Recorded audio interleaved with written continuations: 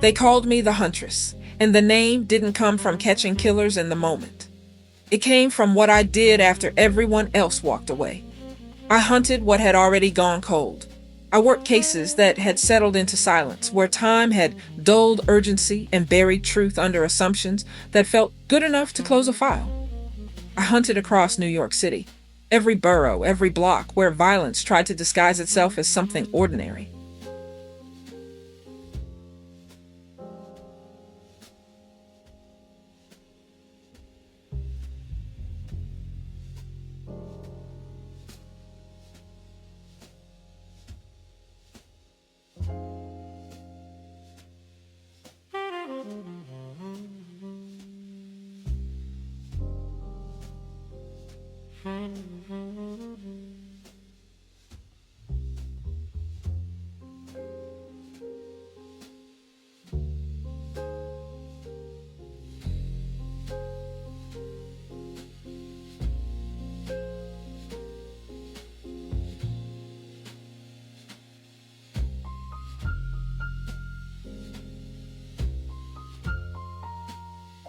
Leon Baker represented the most accessible version of the crime. His history, his temperament, and his documented conflict with Arthur Dole aligned cleanly with a retaliatory narrative. When I located him years later, the passage of time had altered his circumstances, but not entirely his disposition. He remained guarded, reactive, and aware of how he was perceived. The original altercation between Baker and Dole had been significant. Witnesses described Arthur accusing Baker of theft during a card game, escalating into personal insults that included references to Baker's family. In a housing environment where respect and reputation functioned as stabilizing mechanisms, such public humiliation carries consequences. Baker's response, attempting to physically engage Dole, was consistent with that dynamic. During my interview, Baker did not deny the hostility. In fact, he acknowledged it in a way that was almost disarming in its directness.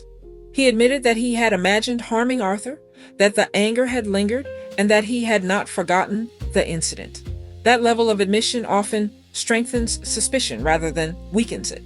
However, admissions of emotion are not admissions of action.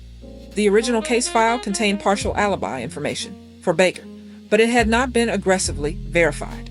Cold case work often involves revalidating previously accepted facts, particularly when those facts were not the primary focus at the time.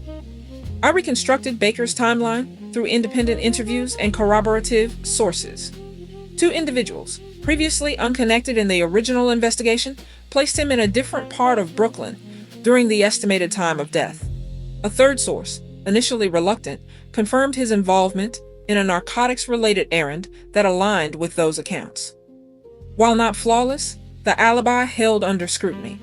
More importantly, Baker's behavioral profile did not align with the evidence.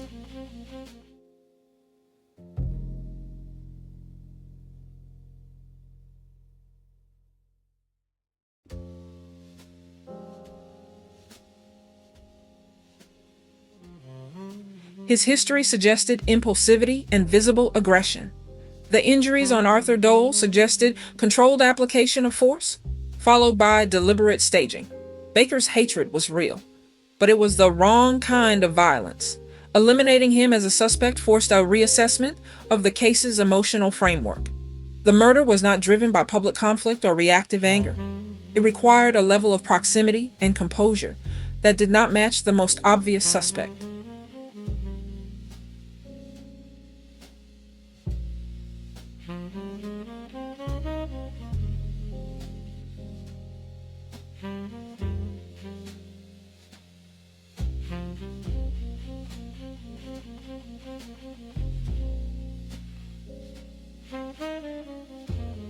Which meant the investigation had been misled by something that appeared convincing. And that is often where the most dangerous errors occur. Not in what is missing, but in what feels correct.